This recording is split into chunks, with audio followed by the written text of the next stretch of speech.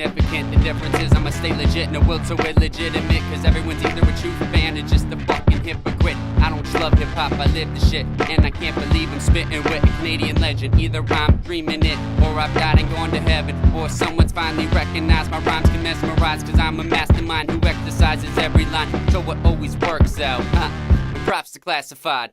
Name another rapper alive to put his pride aside and give his fans a chance to shout out and make a collaboration of inspiration with the man who needs no help. I don't own Gwen Stefani, but I have no doubt. To achieve, you truly need to believe in yourself. I know it sounds corny as hell, but life's a bitch and everyone has a story to tell. You can't win if you never played the hand Joe dealt. Now that's my advice, so let me introduce myself. I'm Eddie Brock, ready to rock the beat. Born and raised, 100% Canadian like a beef. And our weed green and sticky, no stems or leaf. And I don't even need to tell you about my skills. Let my rhymes speak